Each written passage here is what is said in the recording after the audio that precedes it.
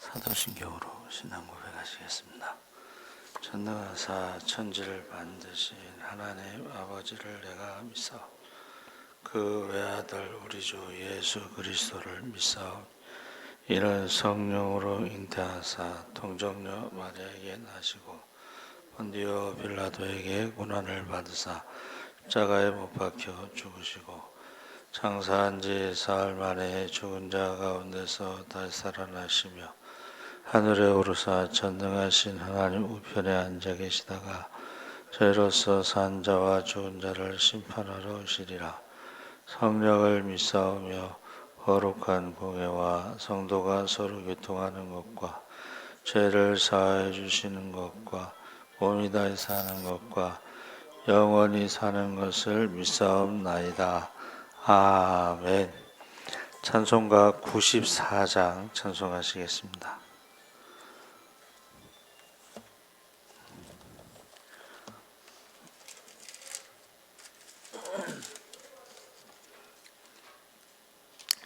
찬송가 94장 찬송하시겠습니다.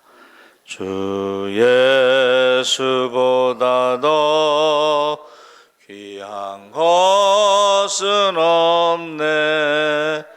이 세상 부귀와 바꿀 수 없네.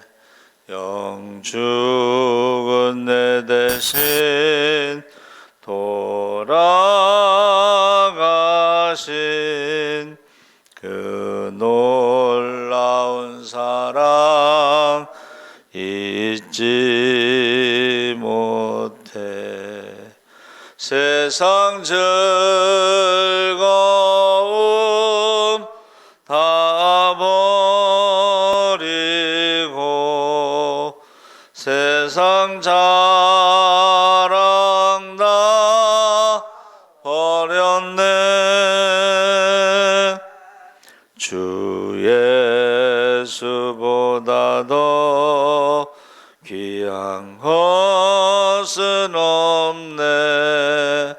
예수 밖에는 없네.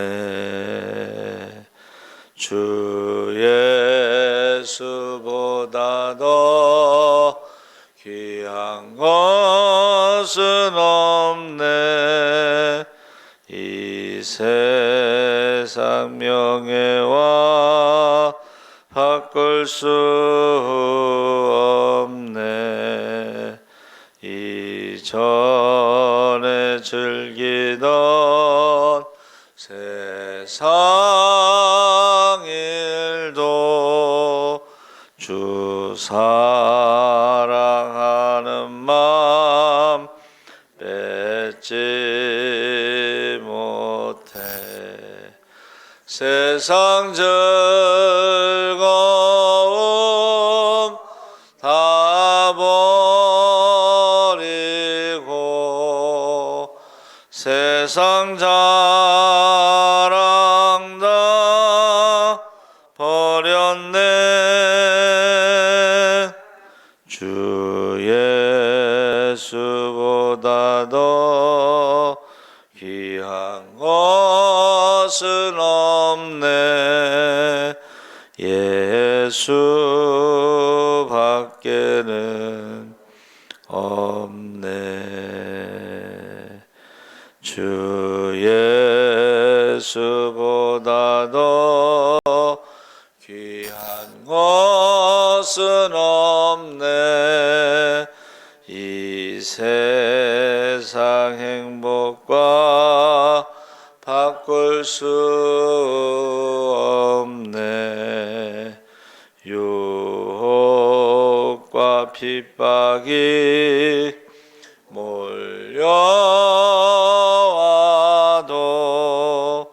주 섬기는 내 맘 변치 않아. 세상 즐거움 다 버리고 세상 자랑 다 주 예수보다 더 귀한 것은 없네. 예수 밖에는 없네. 아멘. 하나님 말씀 마태복음 19장 16절에서 26절까지 말씀을 보겠습니다. 신약성경 32쪽에 있습니다.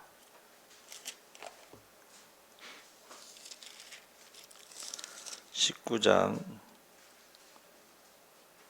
16절에서 31쪽에 있습니다. 제가 가진 성경은 우리 다 같이 읽겠습니다. 어떤 사람이 주께 와서 이르되 선생님이여 내가 무슨 선한 일을 하여야 영생을 얻으리까? 예수께서 이르시되 어찌하여 선한 일을 내게 묻느냐? 선한 이는 오직 한 분이시니라. 내가 생명에 들어가려면 계명들을 지키라. 이르되 어느 계명이니까?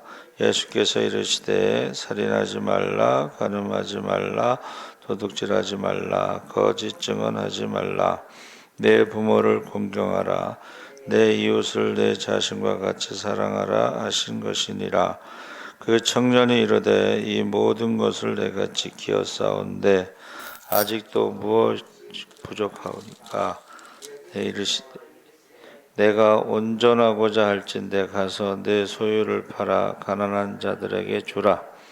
그리하면 하늘에서 보화가 내게 있으리라. 그리고 와서 나를 따르라 하시니 그 청년이 재물이 많음으로 이 말씀을 듣고 근심하며 가니라. 예수께서 제자들에게 이르시되 내가 진실로 너희에게 이르노니 부자는 천국에 들어가기가 어려우니라. 다시 너에게 말하노니 낙타가 바늘귀로 들어가는 것이 부자가 하나님의 나라에 들어가는 것보다 쉬우니라 하시니 제자들이 듣고 몹시 놀라 이르되 그렇다면 누가 구원을 얻을 수 있으리까? 예수께서 그들을 보시며 이르시되 사람으로는 할 수 없으나 하나님으로서는 다 하실 수 있느니라. 아멘. 할렐루야. 네, 좋은 아침입니다. 잘 오셨습니다. 감사합니다. 낙타와 부자라는 제목으로 말씀을 나누려고 합니다. 오늘 본문 말씀의 내용이 다른 복음서에서도 있는데 다른 복음서에는 마가복음 10장 17절 이하와 누가복음 18장 18절에는 어떤 사람이 주께 와서 이렇게 간단하게 기록되지 않고 마태복음에만 어떤 사람이 주께 와서라고 기록되고 누가복음에는 어떤 관원이 어떤 사람하고 관원은 좀 다르죠. 젊은 어떤 관원이 물어 가로되 달려와서 꿇어앉아 묻자오되 그러니까는 굉장히 적극적인 것을 표현하고 있습니다. 그래서 간절하게 무엇을 하여야 영생을 얻을 수 있겠습니까? 하고 질문했는데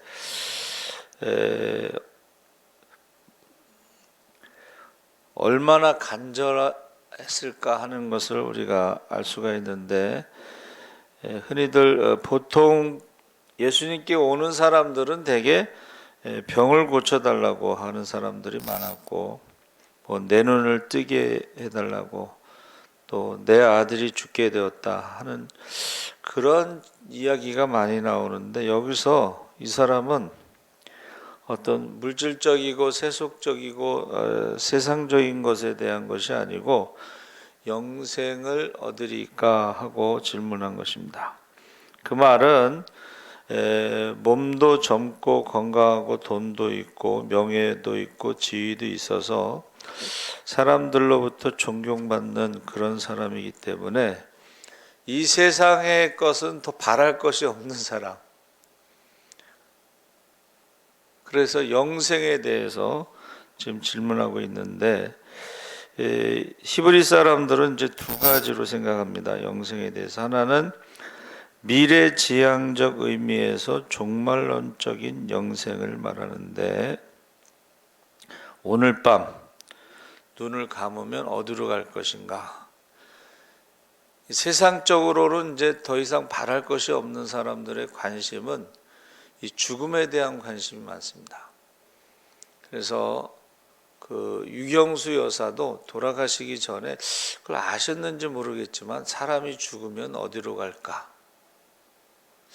이건희 회장도 사람이 죽으면 어디로 갈까라는 질문을 어느 목사님에게 했다고 그래요.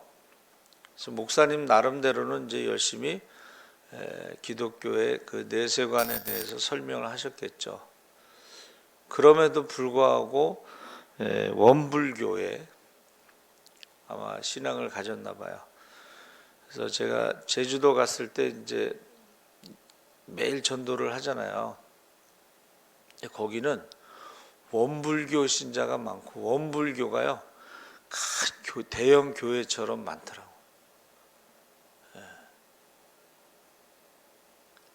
그러니까 사람이요 세상에 부족함이 없고 다 이루었다고 생각할 때 맨 마지막에 하는 생각이 죽음에 대해서 생각을 한다는 거예요.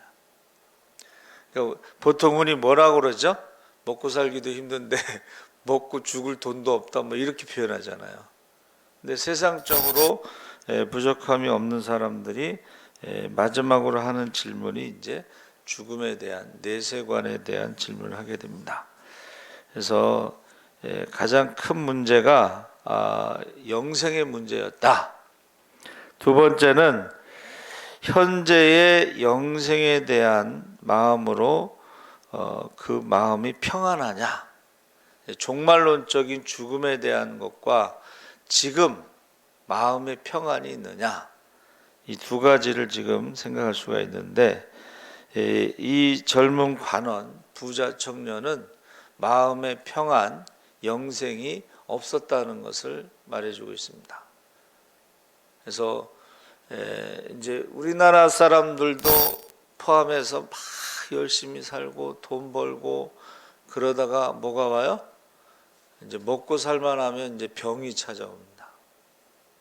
그래서 지금 그 고치지 못하는 병이 있잖아요. 뭐 파킨슨병인가 그거는 약이 없다 그러대요. 그래서 더 이상 진행되지 않도록 뇌에 관한 거니까 알츠하이머, 치매 약을 파킨슨병 환자들한테 줘서 더 이상 진행되지 않도록 한다고 그래요. 그래서 우리가 이 몸이 아프거나 그러면요 다 필요 없는 거야. 이제 그냥 돈이고 뭐고 그냥 몸만 건강했으면 좋겠다 그렇게 되는 거죠.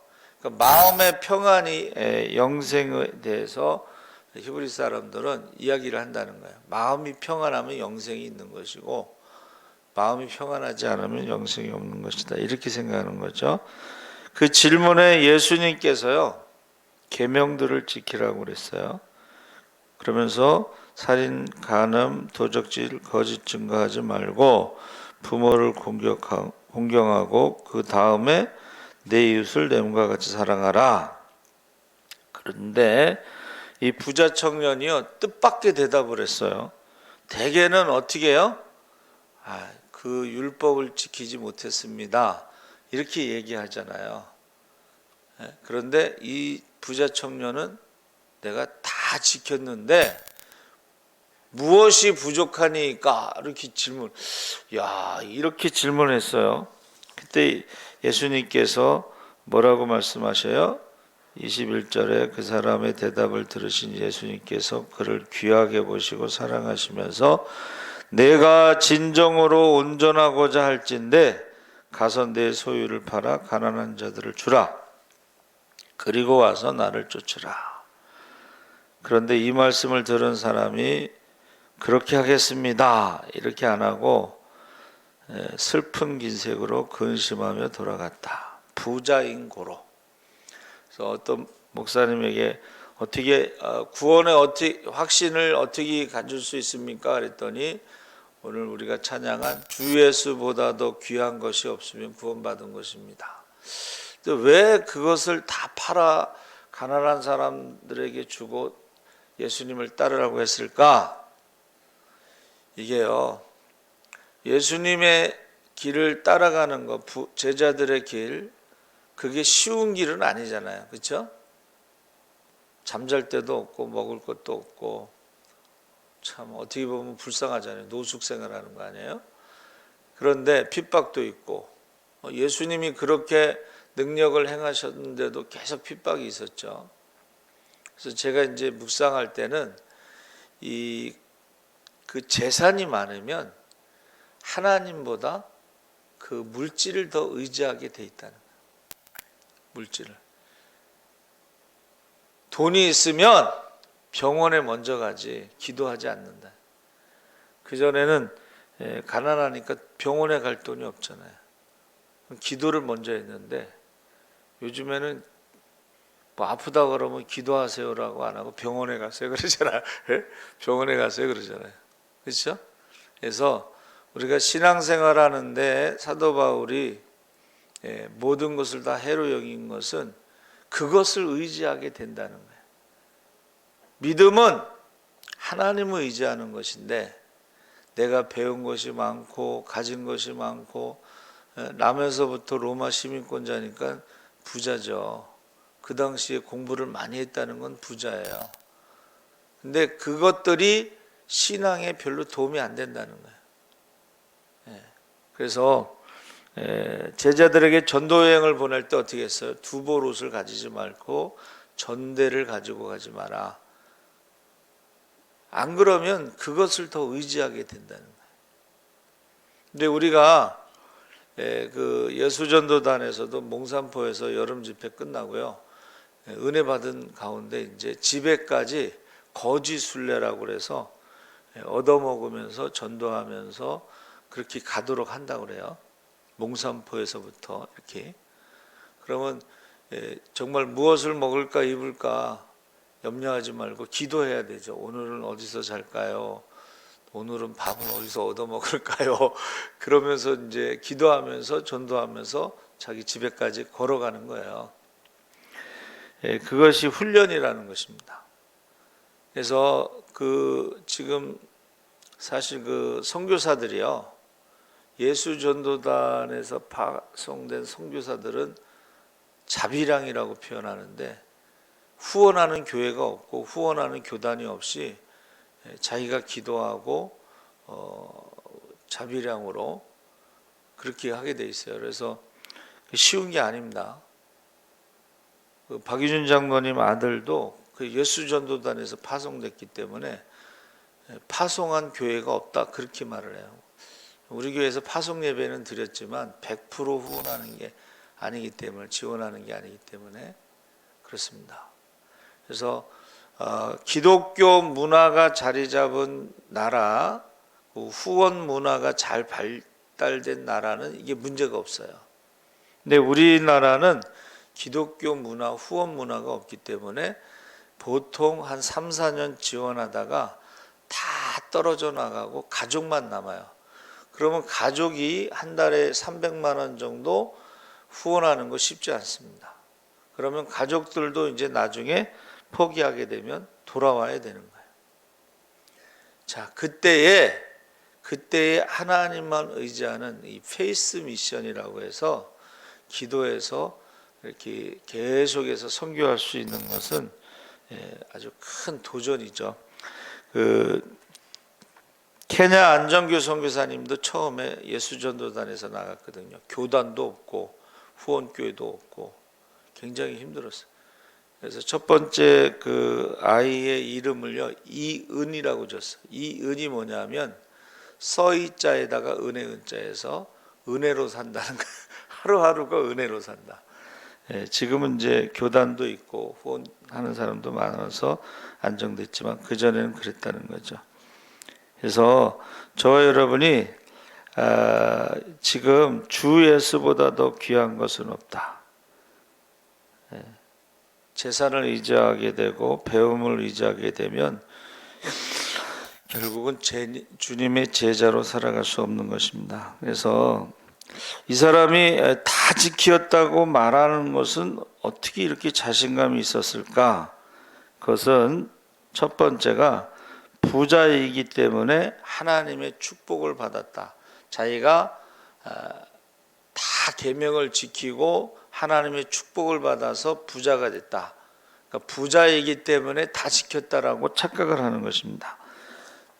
우리가 신앙생활하면서 부자인 사람, 믿음도 부자라고 생각할 때가 있어요. 착각입니다. 그거. 그렇죠? 그러니까 큰 교회 다니면 다 구원받는 것처럼 착각하는 사람들 있죠. 또 옛날에 신앙생활 한 거 가지고 구원받는다고 착각하는 사람도 있습니다. 그래서 우리가 부자라고 해서 믿음이 부자는 아니다라는 것을 지금 말해주고 있습니다. 그러니까 돈이 많다고 해서 인격도 좋다는 건 아니죠. 믿음이 좋다는 것도 아니죠. 두 번째 이유는 하나님의 말씀을, 율법을 너무 쉽게 생각하는 것입니다. 모든 것을 내가 지켰나이다. 아직도 무엇이 부족하니까 했을 때에, 모든 것을 지켰을 때 이웃을 내 몸과 같이 사랑하라.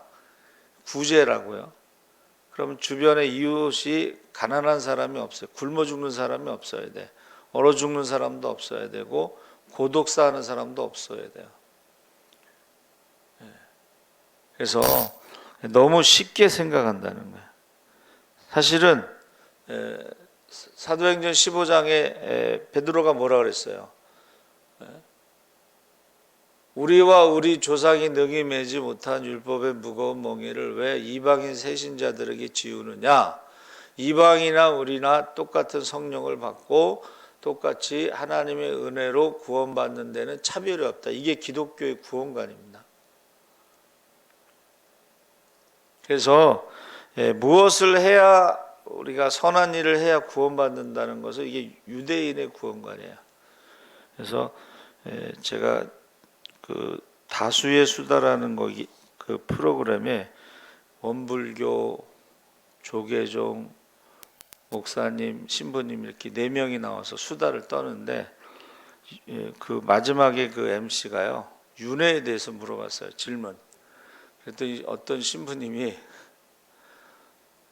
저는 착한 일을 해서 천국에 가기 때문에 윤회에 대해서 생각할 필요가 없습니다. 착한 일을 해서 천국에 간다고 얘기하더라고요. 성경에 뭐라고 되어 있어요? 선한 사람은 없다 그랬잖아요. 의인은 없나니 하나도 없다. 근데 그 신부님이 그렇게 얘기하셨어요. 분명하게. 자기는 착한 일을 해서 천국에 가기 때문에 윤회에 대해서 생각할 필요 없다. 신부님이 그 정도면은 그쪽 사람들은 다 그렇게 생각한다고 봐야죠. 근데 성경은 그렇게 말하고 있지 않습니다. 그래서 사실은 성경의 기독교의 구원관은 복음을 듣고 회개하고 용서받고 하나님의 자녀가 돼서 이제 구원을 받는 것이지, 내가 무엇을 해서 구원받는다는 것은 그 모든 종교는 다 그래요. 내가 무엇을 해서 구원받는다. 착한 일을 하든 종교적인 수행을 하든 내가 무엇을 해서 구원받는다. 성경은 내가 무엇을 해서 구원받는 게 아니고 하나님이 우리를 위해서 무엇을 하셨는가라는 십자가 사건을 믿음으로 구원받는 거예요. 할렐루야. 예수 믿고 착하게 살아야 되죠. 그거는 구원의 문제가 아니고 상급의 문제입니다. 그래서 이 낙타라고 하는 것이요 굉장히 그 온순한 동물이에요. 순종적이고 무릎을 꿇고 일을 열심히 하고. 그래서 이 낙타라고 하는 그 동물이 상징하는 게, 여러분 낙타 무릎 아시죠? 겸손한 기도를 말하고 있습니다.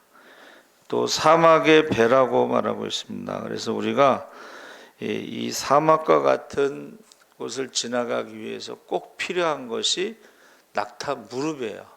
겸손한 기도입니다. 그래서 정말 그 부자가 천국 가기가 힘들다는 것은 하나님을 의지하지 않고 그 물질을 의지하기 때문에 그런 것인데, 그러면 누가 구원받겠습니까? 물질을 의지하지 않는 사람이 없는데,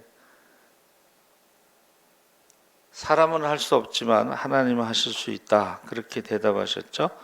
그래서 예수를 믿어도 하나님보다 물질을 의지하면서 신앙생활하는 사람이 부자예요. 천국에 들어가지 못하는. 그래서 좁은 문은 절대로 세상 의지하는 사람들은 들어갈 수 없는 반 정도 돼요. 높이가. 거기는 이렇게 굉장히 수그리고 겨우 들어가요. 겨우. 근데 우리가 뭐를 많이 붙잡고 있으면 그 들어갈 수가 없어요. 회개하라 천국이 가까웠느니라, 이 말씀은 성문이 닫혔다는 거예요. 죄의 밤이 깊어져서 성문이 닫혔으니까 좁은 문으로만 들어가는 수가 있는데 세상적인 것을 가지고는 절대 못 들어가게 돼 있어요. 거기는 몸만 겨우 들어갈 수 있는 거예요. 그래서 부자와 낙타의 비유는 우리가 세상적인 것을 가지고는 구원받을 수 없다는 것을 분명하게 말씀하셔요. 그 부자 관원청장이 뭐라 그랬어요? 다 지켰다고 그랬잖아요. 착각이지만 다 지켰다. 자기가 주 예수보다 더 귀한 것은 없네 하고 다 내려놓고 주님을 따랐다면 그가 주님의 제자가 되고 어쩌면 사도 중에 한 명이 됐을 수도 있어요. 그렇죠? 그런데 부자인 거로 슬픈 기색을 띠고 근심하며 돌아갔더라. 많은 사람들이 마지막 때에요, 이 물질 앞에서 무너지는 거예요. 그래서 저기 써 있잖아요. 사람들이 자기를 사랑하고 돈을 사랑하고 교만하고 비방하고 부모를 거역하고 감사하지 않고 거룩하지 않고. 3번 쾌락을 사랑하고 돈을 사랑해서 믿음에서 떠나며. 믿음에서 떠난다 그랬어요. 우리가 지금 그걸 눈으로 보고 있는 거예요. 어려울 때는요, 교회에 와서 기도해도 큰 부자가 되면 기도하지 않습니다. 신앙생활하지 않습니다. 10만 원 11조 하기는 쉽지만 1000만 원 11조 하기는 어렵거든요. 그래서 믿음을 떠나는 사람이 너무 많습니다. 그래서 부자와 낙타에 대해서 생각을 많이 하셔야 됩니다. 살아계신 하나님 아버지 감사합니다. 많은 사람들이 부자인 거로 슬픈 기색을 띠고 근심하며 주님을 떠나고 있습니다. 우리가 세상 의지하지 않고 하나님만 의지하며 주님을 따라가게 하여 주시옵소서. 감사하며 예수님의 이름으로 기도하옵나이다. 아멘.